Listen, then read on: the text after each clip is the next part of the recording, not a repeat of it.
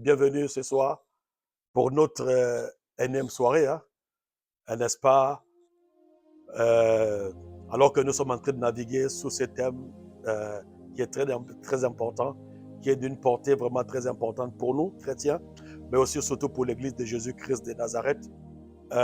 Et nous avons, n'est-ce pas, comme ça, sous l'inspiration du Saint-Esprit, n'est-ce pas, consacré 21 jours, n'est-ce pas, d'intimité avec le Saint-Esprit. Déjà, je voudrais vous dire que 21 jours pour connaître et pour comprendre le Saint-Esprit ne seront pas suffisants parce que le Saint-Esprit, c'est toute une vie. Le Saint-Esprit, c'est toute une vie sur la terre des vivants. Mais comme je le disais hier, n'empêche que nous avons ici certains éléments que nous ressortons pour nous amener à avoir cette relation intime, tant recherchée, tant espérée avec le Saint-Esprit pour une vie chrétienne épanouie, glorieuse, victorieuse, et chaque jour, nous serons rafraîchis. En fait, sans le Saint-Esprit, la vie chrétienne devient une stagnation continuelle. Sans le Saint-Esprit, la vie chrétienne n'a pas sa saveur. Mais lorsque nous avons le Saint-Esprit au-devant de nous, lorsque nous marchons avec le Saint-Esprit, nous pouvons comprendre et vivre réellement les belles choses, n'est-ce pas? La grâce, la gloire, sinon cette saveur, n'est-ce pas, que la vie chrétienne, n'est-ce pas, peut nous apporter. Et je bénis Dieu pour chacune de nos vies, nous tous qui sommes présents, et j'espère que par la grâce de Dieu, au fur et à mesure, nous serons, n'est-ce pas, plus nombreux pour que nous puissions, chacun pour sa part, recevoir ce que le Seigneur a prévu pour lui, pour une vie d'impact, de puissance et de gloire. Ok, nous allons lire un passage d'entrée. Je suis dans 2 Corinthiens, donc la seconde épître aux Corinthiens, chapitre 13, et je vais lire le verset 13. 2 Corinthiens 13, 13. Je lis au nom de Jésus. Que la grâce du Seigneur Jésus-Christ, l'amour de Dieu et la communication du Saint-Esprit soient avec vous. Donc, que la grâce du Seigneur Jésus-Christ, l'amour de Dieu et la communication du Saint-Esprit soient avec vous. Ici, c'est l'apôtre Paul qui écrit à l'église de Corinthe, dans sa seconde épître. Nous savons que Corinthe est, n'est-ce pas, une église, n'est-ce pas, qui a été créée par le ministère apostolique de Paul, appelé à l'époque Saul de Tarse. Et ici, en clôture de sa deuxième épître, adressée à cette église, à ces merveilleux frères que Paul avait gagnés dans le Seigneur, il va libérer une bénédiction.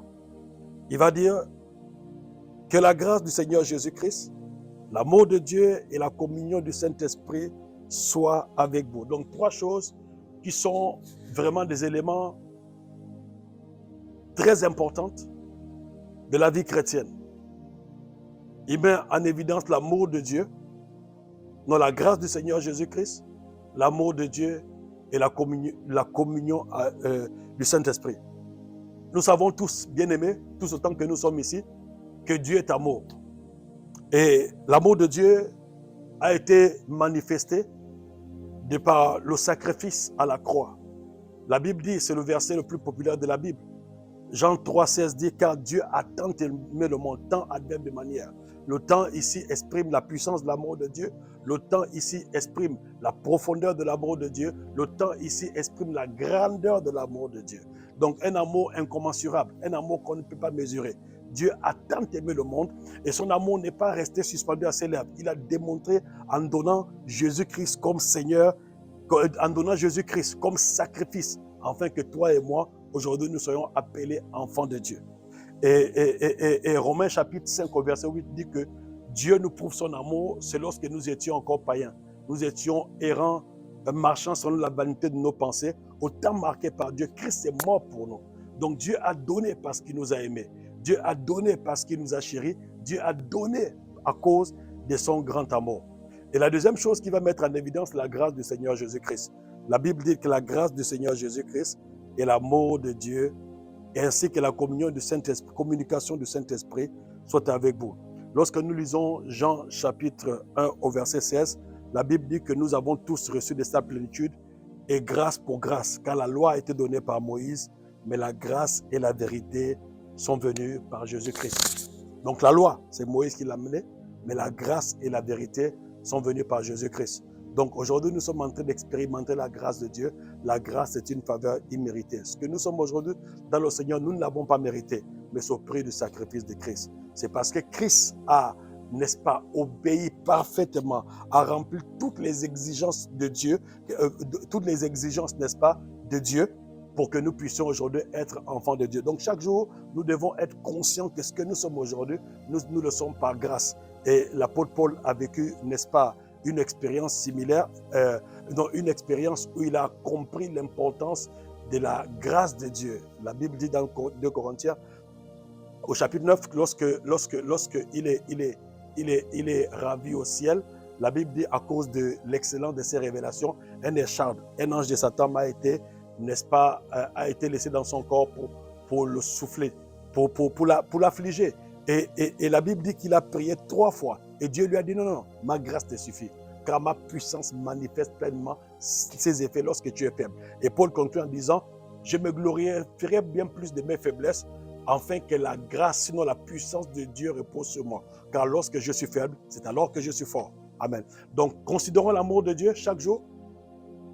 Considérons la grâce de Dieu. Ce que nous sommes aujourd'hui, ce n'est pas un mérite, c'est la grâce de Dieu. Donc, sachons bénir le Seigneur chaque jour pour son amour et pour sa grâce. Maintenant, la troisième, dans cette bénédiction que Paul prononce, la troisième partie de cette bénédiction concerne le Saint-Esprit. Il dit, et la communication du Saint-Esprit soit avec vous. Donc, en d'autres termes, Paul voulait dire, considérez l'amour de Dieu, considérez la grâce de Jésus-Christ, mais n'oubliez pas un élément essentiel, c'est la communion, sinon la communication avec le Saint-Esprit. Amen. Donc ici, le mot communication, utilisé par Paul en grec, a 2 connotations. A 2 connotations. Sinon, a 2 significations importantes. La première, quand on parle de communion ici, quand Paul parle de communion, on parle d'une relation intime. Donc Paul nous interpelle à tout faire pour avoir, n'est-ce pas, ou pour être intimement en communion avec le Saint-Esprit.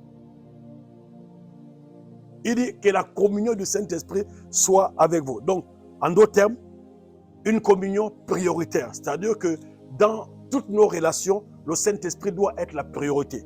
S'il y a une personne avec qui nous devons être en communication, s'il y a une personne avec qui nous devons marcher, s'il y a une personne avec qui nous devons collaborer, s'il y a une personne avec qui nous devons être à tout moment, qui soit une priorité absolue pour nos vies sur la terre des vivants, ça doit être le Saint-Esprit. C'est ça la première, n'est-ce pas, interpellation, ou la première, oui, c'est la première interpellation de l'apôtre Paul à ses disciples, à ses enfants spirituels qui sont à l'église de Corinthe. Il dit que la communication du Saint-Esprit soit avec vous. Donc faites du Saint-Esprit une priorité absolue, pas une priorité passagère. Que le Saint-Esprit ne soit pas seulement une priorité pendant les 21 jours d'intimité avec le Saint-Esprit. Non, mais le Saint-Esprit veut être une priorité à partir du jour où tu l'as rencontré jusqu'au jour de l'enlèvement ou jusqu'au jour où le Seigneur permettra que tu quittes la terre des vivants. Donc le Saint-Esprit doit être ta priorité en tout et pour tout. Et ça, c'est la place que le Saint-Esprit veut avoir dans nos vies. Deuxièmement, vous voyez, la communication intime signifie une communion privilégiée. Donc le Saint-Esprit doit être notre relation privilégiée. En dépit de la relation qu'on peut avoir de couple, c'est-à-dire entre l'homme et la femme, mais le Saint-Esprit doit être notre relation privilégiée. C'est-à-dire que tout et partout passe par le Saint-Esprit. Avant de se connecter à autre chose, le Saint-Esprit doit être d'abord au centre, le premier, sinon la première personne à qui nous devons, n'est-ce pas, soit rendre compte, soit à qui nous adresser, soit auprès de qui nous devons, n'est-ce pas, aller prendre conseil, sinon auprès de qui nous devons, n'est-ce pas, aller nous instruire, recevoir des orientations et consorts.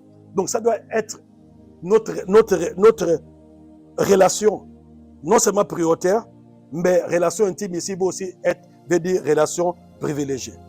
En fait, aussi, le terme relation intime en grec veut dire la personne avec qui on ne se cache rien. Donc, quelqu'un à qui on ne cache rien. C'est mon meilleur ami. À l'instar d'Abraham et Dieu. La Bible dit qu'Abraham fut appelé ami de Dieu. Lorsque Dieu était en train d'aller, n'est-ce pas, voir, vérifier, n'est-ce pas, sinon juger Sodome et Gomorrhe, et il passait par là, Abraham était sous les chaînes de Mamré parce qu'il faisait très chaud, et Dieu va dire, mais il va entrer chez Abraham, et après avoir mangé chez Abraham, il va dire, cacherai-je à Abraham ce que je vais faire? Cacherai-je à Abraham? Parce que, en fait, Dieu ne pouvait rien cacher à Abraham, parce qu'Abraham était appelé ami de Dieu. Et quand vous lisez, je crois, Jean chapitre 14, à partir du verset 14, Jésus dit aux disciples, je ne vous ai, il dit, je vous ai tout révélé. Non, il dit, un disciple ne sait pas ce que fait son maître. Mais je ne vous appelle plus disciple. Je vous appelle ami parce que je vous ai montré, sinon révélé tout ce que j'ai reçu de mon Père. Donc, voyez-vous que la relation avec le Saint-Esprit doit être une relation où on ne se cache rien. Où il ne te cache rien. Moi, nous, en retour, on ne lui cache rien aussi. De façon à ce que la relation soit, n'est-ce pas, limpide. Qu'elle soit une relation claire. Soit une relation. Donc, voilà un peu. Sinon, je suis en train de définir un peu en grec la signification du mot intime pour que chacun de nous puisse se retrouver. Donc, on a parlé d'une relation prioritaire, on a parlé d'une relation privilégiée, on a parlé d'une relation dans laquelle on ne se cache rien. Donc, une relation claire, limpide, à l'instar d'Adam et Ève qui étaient à l'époque nus, avant la chute du péché, ils étaient nus, mais ils n'en avaient pas honte. Ils ne se cachaient rien du tout. Et c'est lorsqu'ils ont péché qu'ils ont commencé à cacher leur nudité l'un à l'autre. Donc, voilà, et aussi une relation qui se dit étroite. Donc, voici le premier sens du mot communication avec le Saint-Esprit. Je vais répéter pour une meilleure compréhension. Donc, le mot communication avec le Saint-Esprit, la première connotation, n'est-ce pas, nous ramène à l'intimité avec le Saint-Esprit. Et qui dit intimité ici, dit priorité, relation prioritaire. Qui dit intimité, dit relation privilégiée. Qui dit intimité, dit une relation dans laquelle on ne se cache rien. Et qui dit intimité, dit relation étroite. Ça, c'est la première, n'est-ce pas, connotation que le mot communication avec le Saint-Esprit nous donne. Amen. Maintenant, la deuxième connotation, la seconde signification du mot communication avec le Saint-Esprit veut simplement dire faire des affaires ensemble. Faire des affaires ensemble, premièrement, ça veut dire que nous devons inclure le Saint-Esprit dans tout ce que nous faisons. Faire des affaires ensemble. Que la communion du Saint-Esprit soit avec vous. Donc, tout ce que nous faisons, le Saint-Esprit doit être inclus. On ne peut pas faire des affaires sans lui. Ça veut dire en d'autres termes que le Saint-Esprit devient notre premier partenaire en tout et pour tout. Donc, faire des affaires ensemble. Deuxièmement, travailler ensemble, mais cette fois-ci comme associé. De travailler avec le Saint-Esprit comme associé. Faire du Saint-Esprit ton premier associé. Pour, un, les mêmes objectifs. Et deuxièmement, partager nos joies, nos tristesses et toutes nos épreuves avec lui. Donc, je répète, pour une bonne compréhension, afin que tu retiennes, avant de continuer à décrire la personne du Saint-Esprit, parce que l'objectif pour nous est d'avoir une communion mais intense, mais comme jamais auparavant, et d'expérimenter le Saint-Esprit à une autre dimension. Ne pas seulement expérimenter le Saint-Esprit que nous avons connu à l'église, mais le Saint-Esprit, c'est beaucoup plus. Le Saint-Esprit, c'est plus grand, c'est plus puissant, c'est plus glorieux. Et je crois que le Saint-Esprit est en train de disposer les choses parce que chacun de nous, en ces temps de fin d'année, va expérimenter le Saint-Esprit à une autre dimension, n'est-ce pas, comparée à celle qu'il a déjà connue. Donc, je vais me répéter, s'il vous plaît, pour une bonne compréhension, la répétition est bonne. Il dit,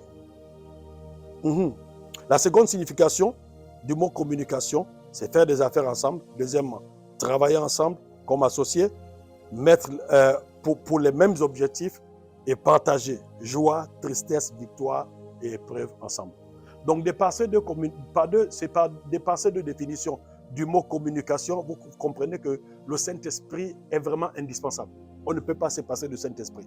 Si nous voulons une vie chrétienne victorieuse, nous voulons une vie chrétienne remplie de puissance, nous voulons une vie chrétienne équilibrée, nous voulons une vie chrétienne, n'est-ce pas, qui va impacter non seulement nos familles, mais aussi ceux-là qui nous entourent, nos voisins, tous ceux qui, n'est-ce pas, savent que nous sommes chrétiens. Si nous voulons de l'impact, nous n'avons pas d'autre choix que de faire du Saint-Esprit notre associé, que de faire du Saint-Esprit notre partenaire privilégié, de faire du Saint-Esprit une priorité, mais je dis une priorité absolue. Amen. C'est important. Maintenant, pour que le Saint-Esprit, pour que nous puissions mener à bien ou alors connaître la profondeur de cette communication, tant chère à nos vies chrétiennes, tant désirée par le Saint-Esprit, et nous aussi, nous devons de connaître la personne, n'est-ce pas, du Saint-Esprit, pour que cette communion ou cette communication soit vraiment celle désirée et celle, n'est-ce pas, qui va faire de nous des chrétiens forts, des chrétiens enflammés et des chrétiens, n'est-ce pas, on dirait que vous n'avez pas encore configuré des chrétiens qui impactent, n'est-ce pas? Et ça, l'objectif de Dieu, c'est que nous puissions impacter. Regardez par exemple, il faut comprendre que l'une des choses aujourd'hui qui caractérise l'Église, si l'Église est faible, si l'Église est froide, c'est parce que le Saint-Esprit n'a pas sa place. L'Église est née sous l'onction du Saint-Esprit. L'Église est née le jour de la Pentecôte. Et Jésus avait donné des consignes à ses disciples dans Actes des Apôtres chapitre 1. Il leur a dit, ne quittez pas Jérusalem, mais attendez ce que le Père a promis. Car Jean baptisé d'eau, mais vous, dans quelque temps, vous serez baptisés du Saint-Esprit et de feu.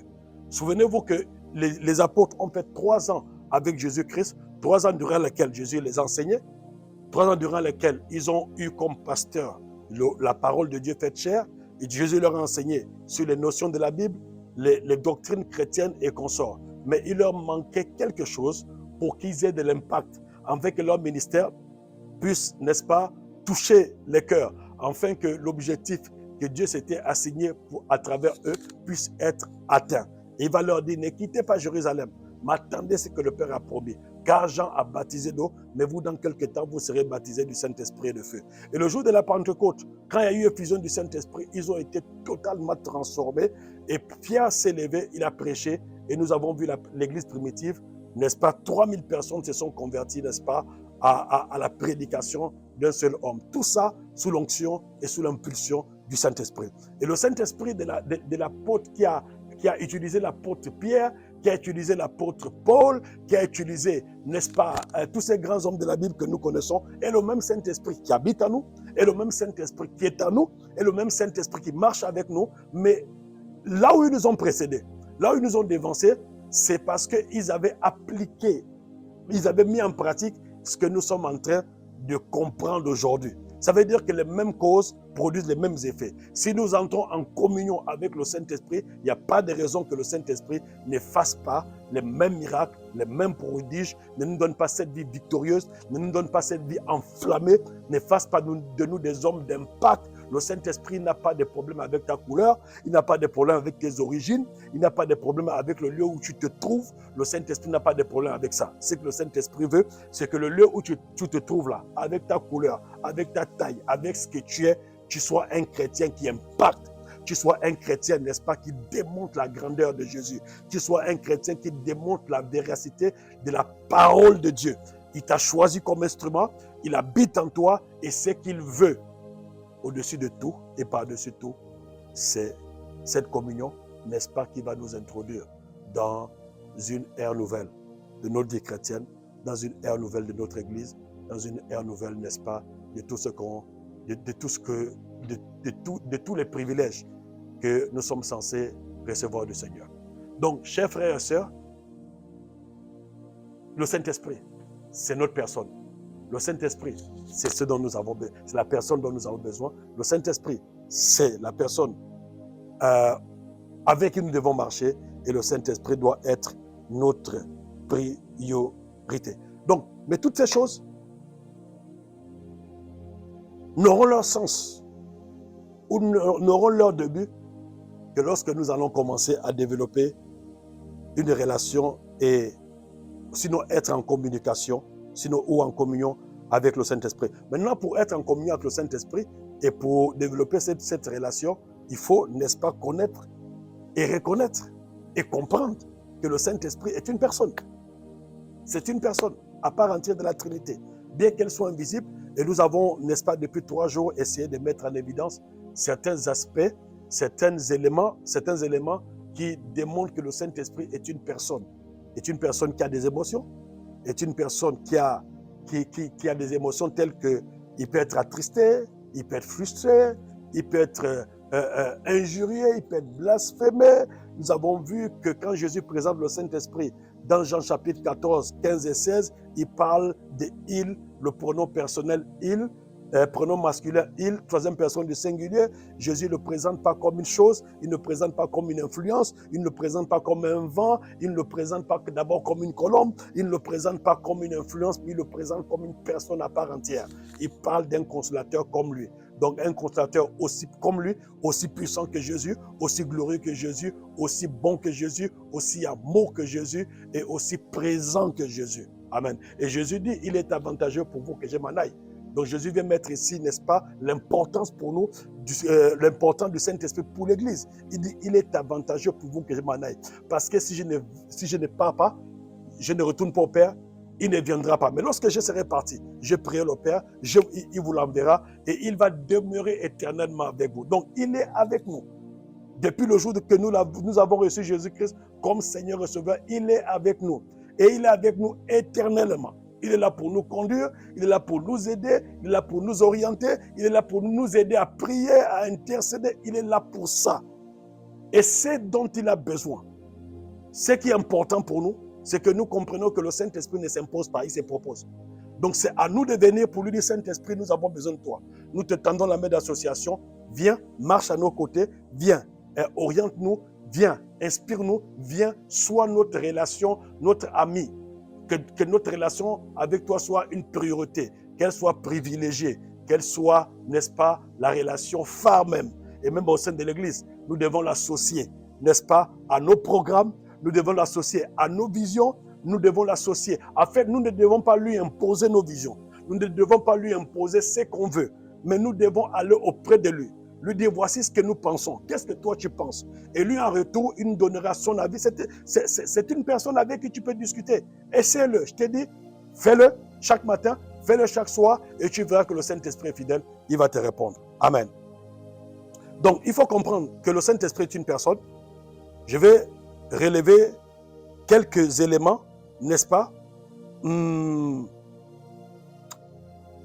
Quelques éléments qui attestent ou alors qui font que le Saint-Esprit est une personne, pour que nous puissions le comprendre. Parce que je crois qu'à partir de demain ou la semaine prochaine, on va commencer à parler de la puissance du Saint-Esprit. Et là, on va passer dans un temps prophétique, on va passer dans un temps où on va prier pour les malades, on va passer dans un temps où les gens vont recevoir le parler en langue en ligne. Ça va être extraordinaire. Mais avant ça, nous voulons poser les bases pour que tu puisses avoir une communion avec le Saint-Esprit. Parce que si tu es baptisé dans le Saint-Esprit, si tu reçois des dons spirituels et après tu n'as pas de communion avec le Saint-Esprit, ça t'aura servi à quoi? Mais le fait d'avoir une relation avec le Saint-Esprit va intensifier chaque jour le feu que tu as reçu le jour du baptême du Saint-Esprit. Va chaque jour aiguiser les dons spirituels pour que tu sois plus performant. Alléluia. Donc c'est important pour nous. Ok.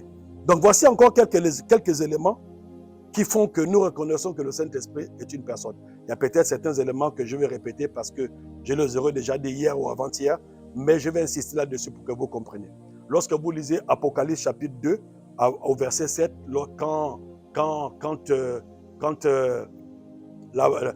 l'apôtre Jean, n'est-ce pas, quand le Seigneur s'adresse aux églises d'Éphèse et aux églises d'Esmir, il y a une chose que le Seigneur mentionne à la fin de la lettre. La Bible dit que celui qui a des oreilles entende ce que l'Esprit dit aux églises. Donc le Saint-Esprit parle. Le Saint-Esprit parle. Il dit celui qui a des oreilles aiguisées, des oreilles spirituelles, un entendement spirituel. Il dit que celui qui a des oreilles entendre ce que l'Esprit dit à l'Église. Donc, nous comprenons que le Saint-Esprit parle. Si le Saint-Esprit parle, c'est qu'il peut te parler. C'est qu'il peut te parler. Il peut te parler. Deuxièmement, le Saint-Esprit, la Bible dit, quand nous lisons Galates chapitre 4 au verset 6, on dit, et c'est parce que vous êtes fils. Dieu a envoyé dans vos cœurs l'Esprit de son Fils par lequel, non, l'Esprit de son Fils, lequel crie Abba Père. Donc, en d'autres termes, le Saint-Esprit habite en nous et la Bible déclare que Dieu a envoyé dans nos cœurs l'Esprit de son Fils, lequel crie Abba Père. Donc, le Saint-Esprit crie. On va dire ça comme ça, on dit il crie Abba Père. Et la vision de l'apôtre Paul lorsqu'il écrit à l'église de Galates, c'était pour nous faire comprendre que le Saint-Esprit, n'est-ce pas, nous a été envoyé pour nous aider à réaliser que nous sommes fils de Dieu et à regarder à notre Père, mais aussi à lui adresser de nos prières. Donc, quand Paul explique à l'esprit des Galates, c'est pour leur faire comprendre que le Saint-Esprit a été envoyé en nous, pour nous amener à réaliser, à comprendre que nous sommes fils de Dieu. Puisque le Saint-Esprit, la Bible déclare, le Saint-Esprit rend témoignage à notre esprit que nous sommes enfants de Dieu. Non seulement il rend témoignage, mais il crie Abba Père. Ça veut dire qu'il nous amène à réaliser que nous sommes enfants de Dieu, que nous avons un Père et que lorsque nous avons un besoin, nous pouvons, comme des enfants, crier à notre Père, appeler notre Père au secours, exposer nos besoins à notre Père et le Père ne restera pas insensible. C'est important. Le Saint-Esprit intercède. Romains chapitre verset 26, la Bible dit l'Esprit lui-même intercède pour nous par des soupirs inexprimables. Les soupirs inexprimables, ce sont des gémissements que les mots humains ne peuvent décrire. Et c'est selon la volonté de Dieu. Lorsque le Saint-Esprit a compris la volonté, il sonde les cœurs de Dieu, et lorsqu'il comprend la volonté de Dieu, il vient intercéder en notre faveur et par des soupirs inexprimables. C'est quoi les soupirs inexprimables? Les gens ne comprennent pas. Ce n'est pas le parler en langue, c'est une autre dimension de la prière. Je ne sais pas si tu es déjà arrivé à un moment où tu es en train de prier, mais tu sens que ce n'est plus toi qui prie. Il y a un autre être qui prie et tu es en train de soupirer en faisant des choses par exemple. C'est-à-dire que tu n'arrives plus à parler, tu n'arrives même pas à te retenir, mais tu es là. On appelle ça des soupirs inexprimables parce que les mots humains ne peuvent pas exprimer ce que nous sommes en train de faire. Mais en ce moment-là, le Saint-Esprit est en train d'intercéder à notre faveur devant le trône, devant le Père. Amen. Ok. J'aimerais qu'on lise quelque chose rapidement. Actes des Apôtres, chapitre 16. Acte 16. Acte 16. Acte des Apôtres, chapitre 16. Versets 6 à 7. Je vais lire.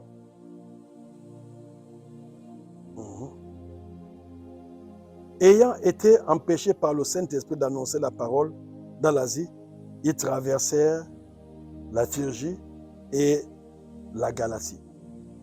Arrivés près de Mysie, ils se disposaient à entrer en Bithynie, mais le Saint-Esprit de Jésus ne leur permit pas. Amen. Donc voici encore certains éléments qui prouvent que le Saint-Esprit est une personne. Ils sont en train d'aller quelque part, ils sont zélés pour l'évangile, mais la Bible déclare que les apôtres, Paul et Barnabas, avec leurs équipes, qu'est-ce qui se passe? Ils voulaient, la Bible ayant été empêchée par le Saint-Esprit d'annoncer la parole en Asie, ils voulaient d'abord entrer en Asie, mais le Saint-Esprit le leur a empêché. Il leur a dit non, n'y allez pas. Donc tu peux vouloir aller quelque part, même pour annoncer l'évangile, mais le Seigneur te dit non, n'y va pas. Il sait pourquoi. Parce que peut-être le temps n'était pas encore arrivé. C'était peut-être pas le moment. Ou alors l'évangile allait atteindre l'Asie, mais pas par leur canal. Ou alors c'est parce que le Saint-Esprit savait qu'il courait des risques, peut-être de mort, où il y avait des dangers, mais il leur a dit non, n'y allez pas. Et qu'est-ce qui s'est passé? Quand le Saint-Esprit le leur a commandé, ils ont obéi. Et je m'en vais te poser la question. Si demain le Saint-Esprit te demande de faire quelque chose, es-tu prêt à obéir? Et pourtant, ce qu'ils faisaient, c'était d'aller annoncer l'évangile. Mais le Saint-Esprit leur dit, ne le faites pas. Pour un but. Et la Bible dit, quand vous lisez le verset 7, la Bible dit, arrivé à Mysie, ils se disposaient à entrer en Bithynie, mais l'Esprit de Jésus ne le leur permit pas. Donc le Saint-Esprit leur a encore empêché d'entrer en Bithynie. Pourquoi? Parce que ce n'était pas le circuit que le Saint-Esprit avait tracé pour leur ministère. Alléluia. Des fois, nous nous retrouvons dans des choses qui sont de Dieu, mais là où Dieu ne nous attend pas. Amen. Et nous avons besoin, n'est-ce pas, d'être orientés et conduits par le Saint-Esprit. Le dernier élément que nous allons voir, et après je vais faire des petits commentaires, nous allons prier un peu, parce qu'il y a quelqu'un qui m'a appelé ce soir pour dire, mais homme de Dieu, on parle du Saint-Esprit, mais on ne prie pas. Je lui ai dit, mais non, on va prier. Là, je suis en train de présenter la personne du Saint-Esprit. Ne t'inquiète pas, on va prier. Il y aura des baptêmes du Saint-Esprit, il y aura des explosions, des dons spirituels, il y aura la visitation de Dieu, il y aura des guérisons en ligne, des délivrances, des restaurations. Et ce qui est bien, c'est que toi, tu seras enflammé. Donc, tu seras enflammé pour aller enflammer. Tu seras impacté pour aller impacter. Tu seras touché pour aller toucher. Tu seras restauré pour aller restaurer des vies. Donc, le Saint-Esprit va se servir de toi comme un élément de feu, comme un élément de gloire. Et tu vas même te dire, ah, est-ce que c'est moi qui suis en train de réaliser ces choses-là? Oui, ce sera toi, parce que tu auras compris que la relation avec le Saint-Esprit est très, très importante. Et c'est peut-être ce qui nous manquait, n'est-ce pas? Et c'est le bouton sur lequel nous sommes en train d'appuyer pour déclencher la gloire, la puissance, l'élévation et tout ce qui va avec. Amen. Je lis un autre passage. Actes des Apôtres, chapitre 13. Acte 13. J'ai fait un petit témoignage comme ça et j'étais en train de prier avec une équipe au Gabon avant-hier à 19h. Et puis il y a des mamans qui étaient là. Je parlais du Saint-Esprit. Et puis je leur ai demandé qui n'est pas baptisé dans le Saint-Esprit. Elles ont dit, il y en a qui sont manifestés. Je leur ai dit, bon, priez avec moi et puis fermez vos yeux et je vais prier. Dès que j'ai commencé à prier, le Saint-Esprit est descendu.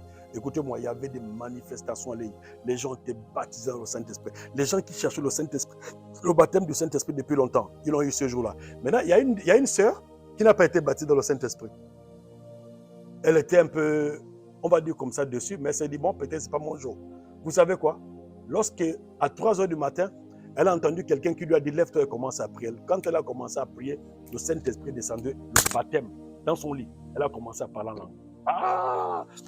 Même ses enfants commençaient à avoir peur. Elle m'a écrit pour dire, papa, c'était merveilleux, c'était glorieux. Et regarde ce qui s'est passé. Je lui ai dit, ça c'est le Saint-Esprit. Alléluia. Et s'il le fait, alors que nous sommes en France, il le fait avec les gens qui sont en Afrique. Et toi, tu es juste à côté de moi. Tu n'y échapperas pas. Ça, je peux te le garantir. Sois seulement connecté, sois seulement attentif et surtout pratique ce qu'on pratique, mais en pratique ce que nous sommes en train de t'enseigner. Donc, je vais lire un passage, Actes des Apôtres, chapitre 13. Ouais, je suis au verset 2. Acte 13, verset 2. Moi, j'ai lu le verset 1 pour une bonne compréhension. Il y avait dans l'église d'Antioche des prophètes et des docteurs, Barnabas, Siméon appelé Niger, Lucius de Cyrène, Manaën, qui avait été élevé avec Hérode au Tétrarque, et Saul. Pendant qu'ils servaient le Seigneur dans leur ministère et qu'ils jeûnaient, le Saint-Esprit dit, mettez-moi à part Barnabas et Saul pour l'œuvre à laquelle je les ai appelés. Dans une église, ils étaient en train de jeûner et prier. Et le Saint-Esprit a dit, parle par l'entremise d'un prophète, ou par un homme de Dieu, ou par un frère qui était avec eux, le Saint-Esprit dit, mettez-moi à part Saul, appelé Paul plus tard, et Barnabas, pour l'œuvre pour laquelle je les ai appelés. Waouh! Donc vous comprenez que le Saint-Esprit aussi, n'est-ce pas, appelle les gens à travailler en leur distribuant chacun une tâche. Il dit, mettez-moi à part pour les Barnabas, pour l'œuvre pour laquelle je les ai appelés. Alléluia. Est-ce que tu sais que le Saint-Esprit t'a appelé pour une œuvre? Est-ce que tu sais que le Saint-Esprit t'a appelé pour une œuvre dans sa maison, dans son église? Est-ce que tu sais que le Saint-Esprit t'a appelé pour une œuvre dans ta famille? Est-ce que tu sais que le Saint-Esprit t'a appelé pour une œuvre en France où nous sommes? Est-ce que tu sais que le Saint-Esprit t'a appelé pour une œuvre depuis là où tu me suis, peu importe le pays? Est-ce que tu sais que le Saint-Esprit t'a appelé, t'a mis à part, je vais dire, pour une œuvre, les dons et les talents que le Saint-Esprit t'a donnés? c'est pour que tu sois utile, non seulement à la communauté, mais aussi parce qu'il t'a mis à part pour une œuvre précise, programmée par lui d'avance, afin que tu l'accomplisses. Donc, alors, qu'est-ce qui s'est passé? La Bible dit, au verset 3, verset 3, alors, après avoir jeûné et prié, ils leur imposèrent les mains et les laissèrent partir. Barnabas et Saul envoyés par le Saint-Esprit, écoutez bien, verset là, verset 4. Barnabas et Saul envoyés par le Saint-Esprit descendirent à celui-ci, et de là, ils s'embarquèrent pour l'île de Chypre. Donc, le Saint-Esprit est une personne, et en tant qu'une personne, le Saint-Esprit a la capacité d'appeler les gens à travailler et en leur distribuant chacun des tâches précises pour qu'ils les accomplissent pour la gloire de Dieu. Un autre passage. Actes des Apôtres, chapitre 20. Nous sommes en train de parler de la personne du Saint-Esprit pour que nous comprenions que le Saint-Esprit est une personne.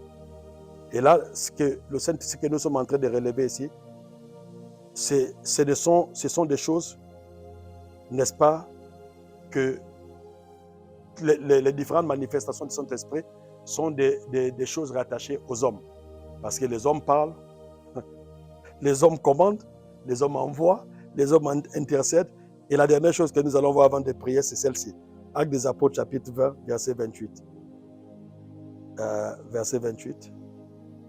Acte 20, 28. Il est écrit: prenez garde donc à vous-même et à tout le troupeau sur lequel le Saint-Esprit vous a établi évêque pour perdre l'Église du Seigneur qui s'est acquise par son propre sang. Il dit: prenez donc garde à vous-même et à tout le troupeau sur lequel le Saint-Esprit vous a établi comme évêque. Donc là, il parle au responsable d'église. Il dit: prenez garde. Donc vous comprenez que le Saint-Esprit établit des responsables, établit des évêques. Il dit: et à tout le troupeau sur lequel le Saint-Esprit vous a établi évêque pour perdre l'Église du Seigneur qui s'est acquise par son propre sang. Amen. Amen. Donc vous voyez, je reviens à ce que je disais. Toutes ces choses sont mises au devant de la scène pour que nous comprenions l'importance d'une communion intense. L'importance de faire du Saint-Esprit notre associé, notre priorité, notre partenaire privilégié, que ce soit dans notre relation, notre vie personnelle, que ce soit à l'église. Le Saint-Esprit est le Seigneur de la moisson. Si nous voulons une église qui croît, une église qui grandit, nous devons, n'est-ce pas, nous assurer que le Saint-Esprit est dans ce que nous faisons. Et pour être sûr que le Saint-Esprit est dans ce que nous faisons, à partir d'aujourd'hui, ne prenons plus de décisions nous-mêmes. Allons-y au pied du Saint-Esprit, dans notre communion avec lui, pour qu'il nous communique la vision, pour qu'il nous accompagne dans ce qu'il nous aura instruit et donné comme orientation.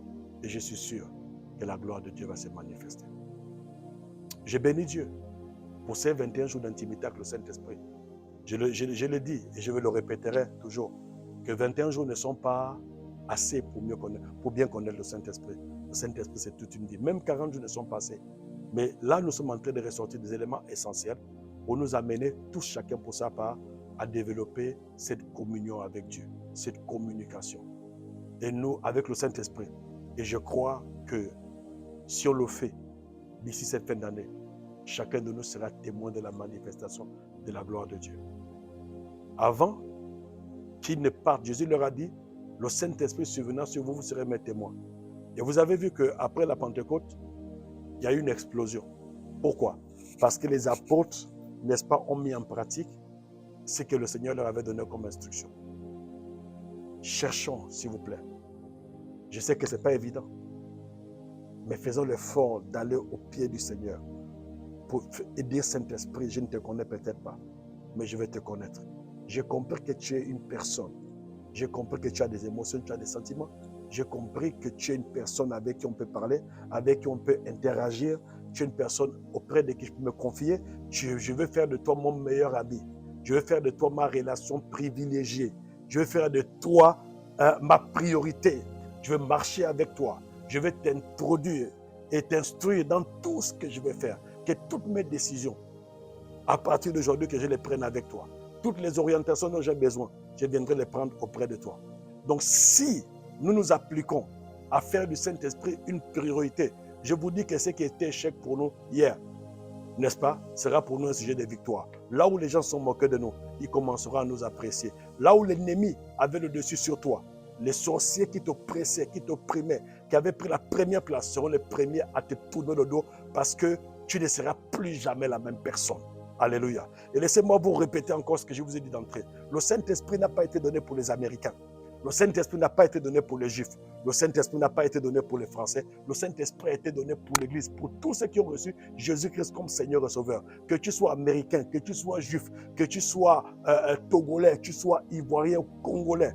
Le plus important pour nous, c'est de comprendre l'appel que le Saint-Esprit est en train de nous lancer. Le Saint-Esprit est en train de nous instruire à venir à ses pieds, à faire de lui une priorité, à développer une communication, une communion en continu avec lui. Et je crois que les choses ne seront plus jamais les mêmes. Alléluia. Nous ne sommes pas des erreurs de la création. Nous ne sommes pas des accidents de la création. Nous ne sommes pas des résidus. Tu n'es pas une résidus. Tu n'es pas un échec. Tu n'es pas né pour échouer. Même si jusqu'à aujourd'hui ça ne marche pas. Même si jusqu'à aujourd'hui les choses semblent stagner. Les choses semblent prendre un autre sens que ce à quoi tu t'attends. Laisse-moi te dire qu'avec le Saint-Esprit, nous allons, n'est-ce pas, passer à une autre dimension. Avec le Saint-Esprit, nous allons activer la vitesse prophétique.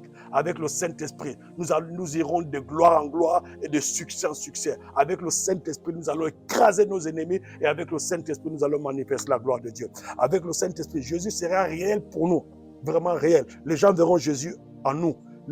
Quand les gens nous entendront parler, ils sauront que Jésus est en nous. Quand les gens nous verront, ils sauront que Jésus est en nous. La seule chose que Dieu nous demande ce soir, c'est que le Saint-Esprit a besoin que nous allions auprès de lui pour lui dire, viens, accompagne-moi à partir d'aujourd'hui. Tu peux le faire. Tu peux t'abandonner totalement pour dire, à partir d'aujourd'hui, je ne veux plus rien faire sans toi. Et tu lui dis, Saint-Esprit, même quand je voudrais aller sans toi, s'il te plaît, tu es mon ami, ramène-moi sur le droit chemin. Alléluia. Si tu commences à développer cette communion avec lui, je te promets que les choses vont changer. Et la gloire sera tellement évidente que le Seigneur sera glorifié. Amen. Ok, là où tu es, j'aimerais que tu fermes tes yeux. Ferme tes yeux. Et tu vas parler au Saint-Esprit. Parle-lui. Dis-lui, je vais être ton meilleur ami. Dis-lui, je fais de toi ma priorité ce soir. Dis-lui, je ne veux plus jamais rien faire sans toi. Je vais t'inclure dans toutes mes décisions. Je vais marcher à ton rythme. Si tu veux que je cours, je courrai avec toi. Si tu veux que je marche, je marcherai avec toi. Mais je ne veux plus courir sans toi. Je ne veux plus marcher sans toi. Je vais tout faire avec toi. Je vais t'inclure dans tout ce que je fais. Ferme tes yeux, prie s'il te plaît. Cher Saint-Esprit, nous sommes conscients, nous avons compris que tu es une personne. Nous sommes conscients, nous avons compris que tu habites en nous. Nous sommes conscients, nous avons compris que tu es avec nous. Nous sommes conscients et nous avons compris que ta présence dans nos vies est avec nous. Est synonyme de victoire, synonyme de succès, synonyme de profondeur, synonyme d'approbation de la personne de Dieu dans nos vies, synonyme d'élévation, synonyme de victoire. Seigneur, nous avons compris. Nous avons compris. Et nous prenons ce soir la décision de nous soumettre à ta volonté. Nous prenons ce soir la décision de marcher à ton rythme et de faire ta volonté. Seulement, rends-nous sensibles à ta voix. Seulement, tiens-nous par la main et conduis-nous. Seulement, Saint-Esprit, ne tarde pas. Ne tarde pas. Viens ce soir. Prends notre main d'association. Allons-y ensemble. Allons-y ensemble, Saint-Esprit. Allons-y ensemble, Seigneur. Nous voulons être ces éléments, ces ouvriers forts et puissants. Nous voulons être ces hommes et femmes de conquête. Nous voulons, Seigneur, nous le sommes, mais nous voulons que cela soit manifesté avec toi. Viens, Saint-Esprit. viens. Saint-Esprit, viens. Viens. Saint-Esprit, viens. Saint-Esprit, viens. Viens, oh, viens. Saint-Esprit, viens. Viens, oh, viens. Saint-Esprit, viens. Oh, viens. Saint-Esprit, viens. Viens. Saint-Esprit, viens. Saint-Esprit, viens. Viens, oh, viens. Saint-Esprit, viens. Viens, oh, viens. Saint-Esprit, viens. Pendant que nous sommes en train de prier ce soir, le Seigneur est en train de guérir quelqu'un qui a un problème avec son oreille gauche. Je parle de l'oreille gauche et le mal se situe derrière l'oreille. La puissance du Saint-Esprit arrive à toi et tu reçois ta guérison maintenant au nom puissant de Jésus-Christ de Nazareth. Au nom puissant de Jésus-Christ de Nazareth. Pendant que nous sommes en train de prier, le Seigneur me parle d'une personne, alors que nous sommes présents, qui a un problème avec son dos. Le problème, c'est que tu n'arrives plus à dormir sur ton dos. À chaque fois que tu dors sur ton dos, tu as mal. Et la puissance du Saint-Esprit vient à toi, elle restaure, elle remet l'ordre divin dans ta vie. Cette douleur disparaît aujourd'hui et à jamais au nom puissant de Jésus. Si tu es là, tu peux te signaler, s'il te plaît. Pendant que nous sommes en train de prier, je vois encore une personne qui a un problème avec son pied droit. Et le pied droit, la douleur commence au niveau de la cheville. Au niveau de la cheville. Et elle se manifeste, elle descend de la cheville jusqu'au talon. Tu as l'impression que tu as une pointe même dans le talon. Je te dis, alors que nous sommes en train de prier, la puissance du Saint-Esprit arrive à toi maintenant même. Je dis, la puissance du Saint-Esprit arrive à toi maintenant même. Et le pied est saisi par le feu du Saint-Esprit. Et la guérison germe maintenant. Je dis, la guérison germe maintenant. La puissance du Saint-Esprit arrive à toi, la guérison germe maintenant au nom puissant de Jésus. Ta guérison est prompte maintenant au nom puissant de Jésus-Christ de Nazareth. La kabababa karaba sekeria. Dokoria sata karaba konte kerekunta. Li kabababa kante kereba konta karaba. Je parle de quelqu'un qui a un dossier en appel au tribunal. Un dossier en appel au tribunal. La personne dont je parle, c'est-à-dire que le premier jugement, n'est-ce pas, a été contre toi. Et il y a eu un appel au tribunal. Alors que je suis en train de prier, la main de Dieu est en train de changer la donne. Le Saint-Esprit est en train de changer les choses. Ce qui avait été une défaite pour toi sera pour toi un sujet de gloire et de témoignage. Mais dis-le au Seigneur ce soir, au nom puissant de Jésus-Christ de Nazareth. Au nom puissant de Jésus-Christ de Nazareth. Au nom puissant de Jésus-Christ de Nazareth. Au nom puissant de Jésus-Christ de Nazareth. Au nom puissant de Jésus-Christ de Nazareth. Au nom puissant de Jésus-Christ de Nazareth. Je déclare et décrète ce soir, sous l'onction du Saint-Esprit, que toute personne malade, en ce moment, la puissance du Saint-Esprit te visite et tu reçois ta guérison au nom de Jésus-Christ de Nazareth. Saint-Esprit, nous sommes là, disposés à marcher avec toi. Nous nous abandonnons totalement et entièrement. Entièrement, Seigneur, entièrement. Nous ne voulons rien garder pour nous. Prends tout de nous. Te donnons tout. Prends tout, Seigneur. Nous ne voulons rien garder. S'il te plaît, Saint-Esprit. Prends tout.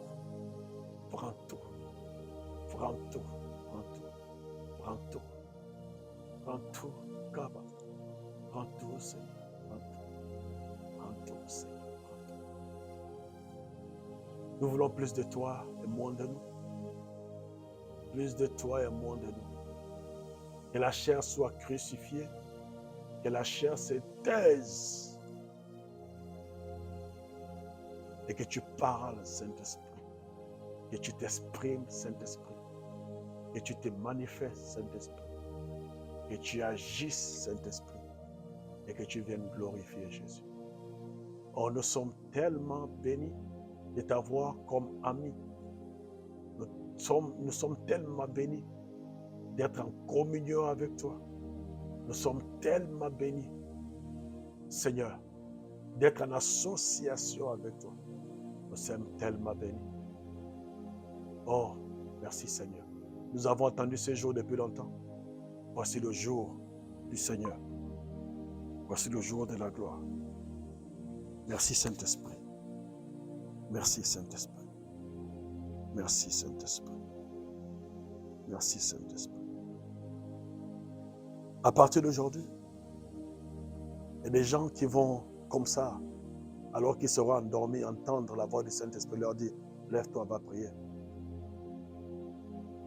D'autres vont recevoir des instructions claires, précises de la part du Seigneur par rapport à leur destinée prophétique, par rapport à leur gloire. Je vois le Saint-Esprit réveiller beaucoup de personnes.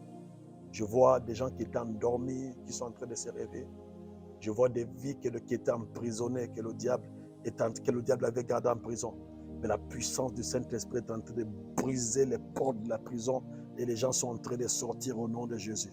Je vois tous les gens qu'on avait condamnés par les puissances de l'enfer. Mais à cause de ta communion avec le Saint-Esprit, les puissances de l'enfer n'auront pas d'autre choix que de te laisser et s'enfuir. Parce que le feu de l'Esprit sur toi, c'est là tellement grand qu'ils ne pourront pas résister. Merci Saint-Esprit. Merci Saint-Esprit. Merci Saint-Esprit. Merci Saint-Esprit. Merci Saint-Esprit. Merci Seigneur. Nous prions pour la France et nous te recommandons. La France fait partie du plan de Dieu.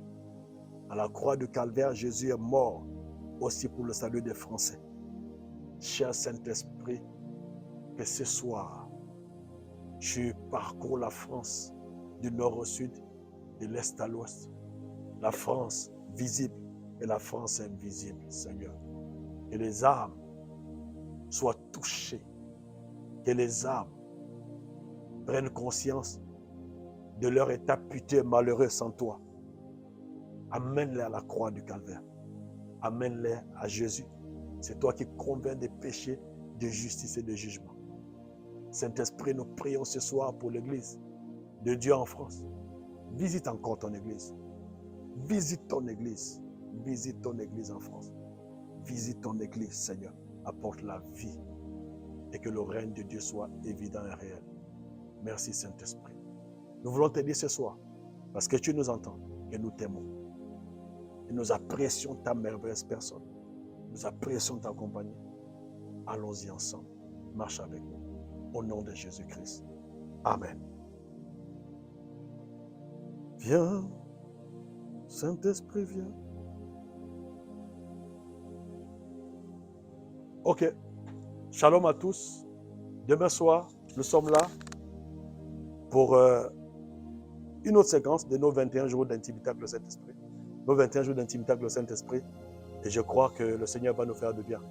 À partir de demain, on va passer du temps, on va plus passer de temps dans la prière parce que je vous ai apporté ces peu d'éléments. Le but, c'était de nous amener à activer cette communion avec le Saint-Esprit qui nous manquait. Et demain, ça va commencer dans la prière et dans le feu. Ne manque pas et invite quelqu'un à se connecter. Que Dieu te bénisse. À demain. Shalom.